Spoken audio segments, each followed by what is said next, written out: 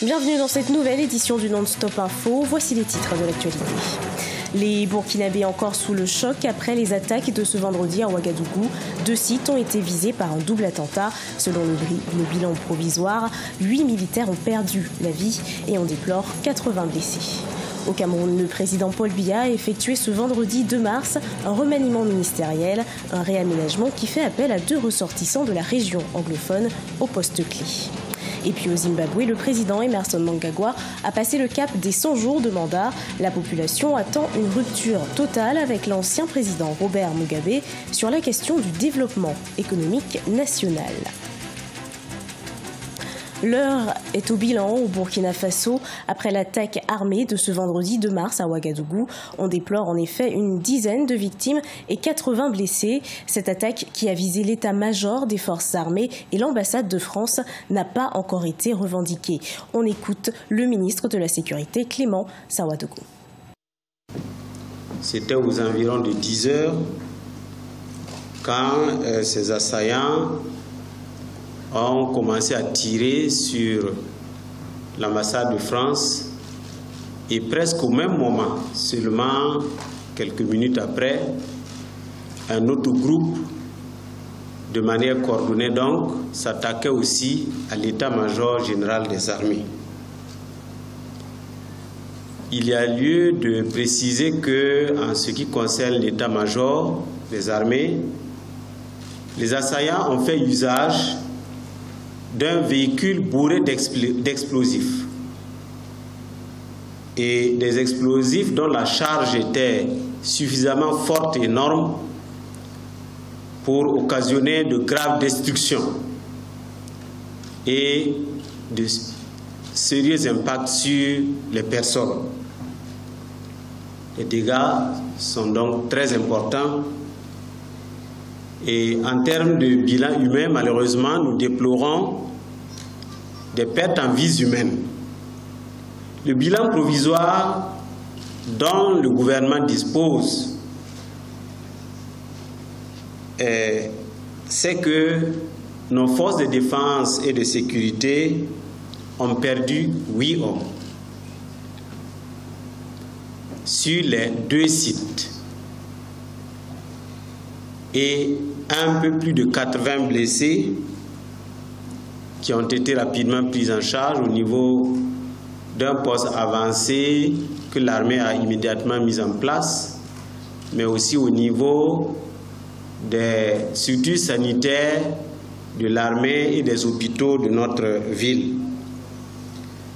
Parmi ces 80 blessés, il y a une douzaine de blessés dont les blessures sont assez sévères, et au nombre de ces 12, il y a 3 blessés considérés comme graves.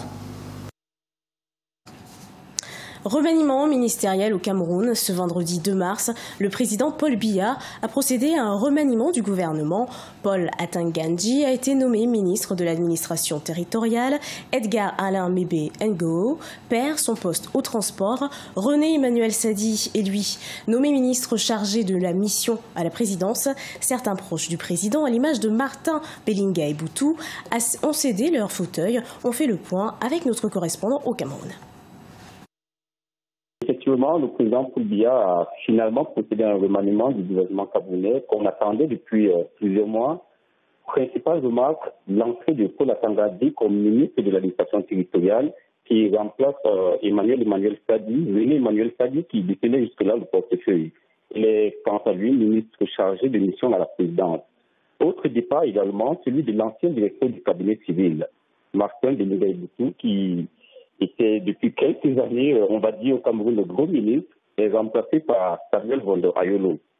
À noter également les départs de Basile Atangana Kouna, qui est désormais ancien ministre de l'eau et de l'énergie, et puis l'éclatement du ministère de l'administration territoriale. Désormais, on a 2 ministères, un chargé essentiellement de la décentralisation et un autre de l'administration territoriale. Pour Atangandji, un anglophone, je l'ai dit tout à l'heure, peut-être un souci pour le président Paul Biya de lancer un nouveau pas de la décentralisation effective du Cameroun et aussi résoudre le problème anglophone. Emmerson Mnangagwa, le président du Zimbabwe, fête ses 100 jours de mandat. Depuis le 24 novembre 2017, il remplace l'ancien président Robert Mugabe qui a dirigé le pays pendant 37 ans. La population, qui voulait une rupture totale avec la politique de l'ancien président, s'impatiente sur la question du développement économique notamment. Aïssatou Diamanka-Besland. Le président zimbabwéen Emmerson Mnangagwa fête ses 100 jours d'accession au pouvoir. Il a été investi le 24 novembre 2017 suite à un coup de force militaire qui avait poussé l'ancien président Robert Mugabe, qui était à la tête du pays depuis 37 ans, d'abandonner son poste de chef de l'État. À sa prise de fonction, les Zimbabwéens l'attendaient non seulement sur une rupture avec la politique de son prédécesseur, mais également sur les questions économiques. 100 jours après, les Zimbabwéens s'impatientent. Le nouveau gouvernement qui a pris fonction après Robert Mugabe avait promis de créer des emplois. Mais aujourd'hui, on ne voit rien venir après 100 jours. Rien n'est fait et l'économie se détériore parce qu'il n'y a pas de changement. Je pense vraiment qu'il faudrait de nouvelles personnes dans ce gouvernement. En dehors du volet économique sur la création d'emplois, le volet médical a inscrit toutefois une évolution sur la gratuité des services de santé pour les enfants de moins de 5 ans et les adultes de 60 ans.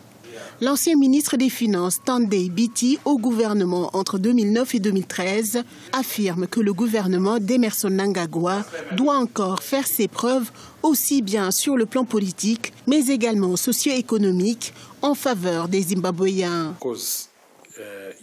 Bien sûr, on ne peut pas construire Rome en moins de 100 jours. Mais en 100 jours, vous devriez être en mesure de définir une base pour une stratégie claire pour l'économie. La redynamisation et la reconstruction de l'économie est malheureusement là où Emmerson Mnangagwa a échoué. Il n'a absolument pas réussi à insuffler un changement dans l'économie. Le président Emmerson Mnangagwa a promis aux chefs d'entreprise une reprise de l'économie nationale, gage d'une véritable démocratie. Il a également promis d'organiser les élections présidentielles, législatives et municipales dans 4 ou 5 mois. En Égypte, le bilan de la collision entre un train de voyageurs et un train de marchandises le mercredi 28 février s'est alourdi. 15 victimes et 40 blessés sont à déplorer. Dans le pays, les accidents de train sont fréquents à cause de la mauvaise gestion des voies ferrées. Solène Duplessis.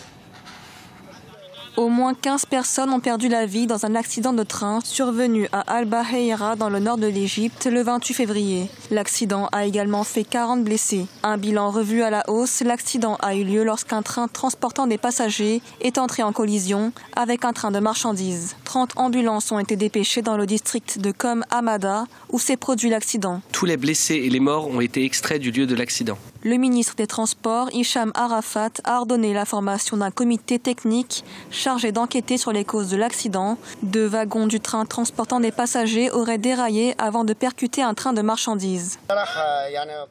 Je me trouvais à environ 30 mètres lorsque l'accident s'est produit. Le train qui transportait des voyageurs se dirigeait vers le Caire. Les 2 premiers wagons sont passés, mais le 3e est sorti de la voie ferrée, a déraillé et a percuté un train de marchandises garé sur la voie. L'Égypte connaît régulièrement de graves accidents de train, des accidents liés à la mauvaise maintenance et surveillance des voies ferrées du pays. Le dernier date du mois d'août 2017, la collision entre 2 trains dans la province côtière d'Alexandrie, dans le nord du Caire, avait fait 49 victimes et plus de 120 blessés. La Fédération guinéenne de football a désigné le sélectionneur de son équipe nationale A ce 2 mars 2018 à Conakry. Il s'agit de Paul Pout. Il succède au Guinéen Kanfori Lapé Bangoura. Paul Pout devra notamment qualifier le Sili national pour la Coupe d'Afrique des Nations 2019. Ce journal a été préparé par l'ensemble de la rédaction. Merci de l'avoir suivi. Retrouvez dans un instant une nouvelle édition de l'actualité sur Africa 24.